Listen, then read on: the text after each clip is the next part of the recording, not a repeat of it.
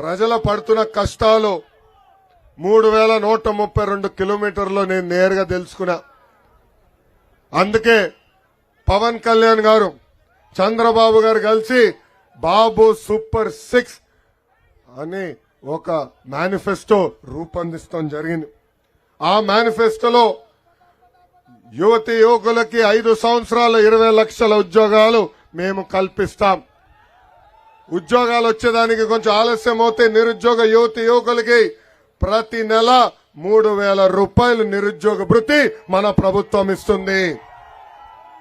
అంతేకాదు స్కూల్కి వెళ్లే ప్రతి విద్యార్థికి ప్రతి ఏడా 15,000 రూపాయలు మన ప్రభుత్వం ఇస్తుంది. అంటే ఇంట్లో ఒక్కరుంటే 15,000, ఇద్దరుంటే 30,000, ముగ్గురుంటే ఎంత 45,000 రూపాయలు మన ప్రభుత్వం ఇస్తుంది. ప్రతి రైతుకి ప్రతి సంవత్సరం 20,000 రూపాయలు ఆర్థిక సహాయం అందిస్తాం. ఇంకా ప్రతి ఇంటికి ప్రతి ఏడా ఉచితంగా 3 గ్యాస్ సిలిండర్లు ఉచితంగా మీకు అందిస్తాం. ఇంకా 18 సంవత్సరాల నుంచి 59 సంవత్సరాలు కలిగిన మహిళలకి ప్రతి నెల 1,500 రూపాయలు మన ప్రభుత్వం ఇస్తుంది. అంటే సంవత్సరానికి 18,000, 5 సంవత్సరాల్లో 90,000 రూపాయలు మీకు అందించబోతుంది మన ప్రభుత్వం. ఇంకా మహిళలు బస్సులో ఆర్టీసీ బస్సులో ఉచితంగా ప్రయాణించే హక్కు కూడా మన ప్రభుత్వం కల్పించబోతుంది. అసలు ఉత్తరాంధ్రకి పట్టిన శని ఈ జగన్. 3 రాజధానులు అన్నాడు, 3 ముక్కలు ఆటలాడుతున్నాడు. మిమ్మల్ని అందరిని అడుగుతున్నా, విశాఖపట్నంలో కనీసం ఒక్క ఇటుకన వేశాడా? మన ప్రాంతానికి ఒక్క పరిశ్రమను తీసుకొచ్చాడా? అదే నేను ఐటీ మంత్రిగా ఉన్నప్పుడు శ్రీకాకుళం జిల్లాకి, శ్రీకాకుళం హెడ్ క్వార్టర్స్ కి ఆనాడు ఐటీ కంపెనీకి కూడా భూములు మనం కేటాయించాం. కనీసం ఆ కంపెనీతో పెట్టుబడి కూడా పెట్టించలేకపోయాడు ఈ జగన్. ఇప్పుడు ఏకంగా మీ డబ్బు మన డబ్బు దోచేసి 500 కోట్ల రూపాయలతో ఇంకొక ప్యాలెస్ కట్టుకుంటున్నాడు విశాఖపట్నంలో. అది తప్ప ఎక్కడ అభివృద్ధి కార్యక్రమం జరగల.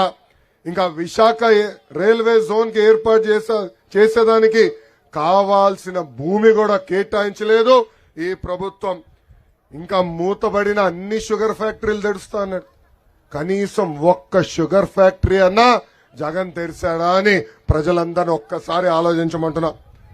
ఇంకా విశాఖ ఉక్కు ఆంధ్రుల హక్కు అనే నినాదంతో ఆనాడు మనోళ్ళు పోరాడి ఒక ఉక్కు ఫ్యాక్టరీ విశాఖపట్నానికి తీసుకొచ్చాం.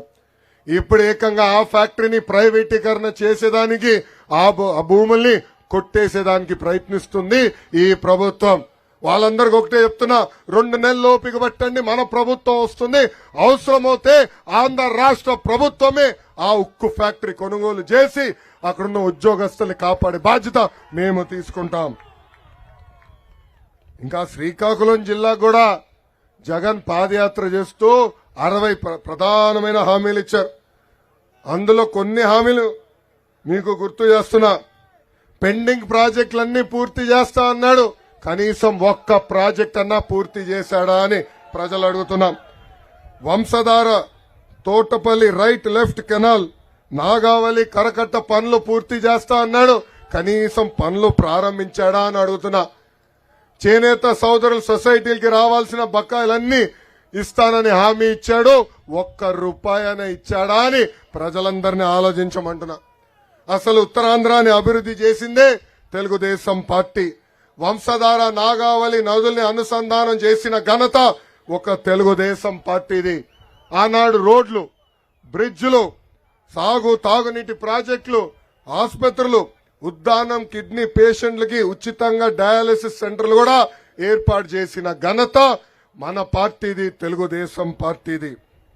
ఆనాడు హుద్దూద్, తిట్లి లాంటి తుఫాన్లు వస్తే సొంత ఇంట్లో వాళ్ళు, ఇతర రాష్ట్రాల్లో ఉన్నవాళ్ళు వాళ్ళ ఇంటికి వచ్చే లోపల కూడా మన ముఖ్యమంత్రి చంద్రబాబు నాయుడు గారు ఇక్కడికి వచ్చి పరిపాలన మొత్తం నడిపించారు.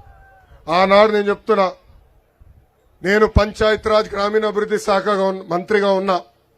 నాకు మందసా మండలం ఇచ్చి మీరు మండసా మండలంలో ఉండండి, అక్కడ ప్రజలకి న్యాయం చేసిన తర్వాతనే తిరిగి పలాసాకి రండి అని హుకుము జారీ చేసిన వ్యక్తి చంద్రబాబు నాయుడు గారు.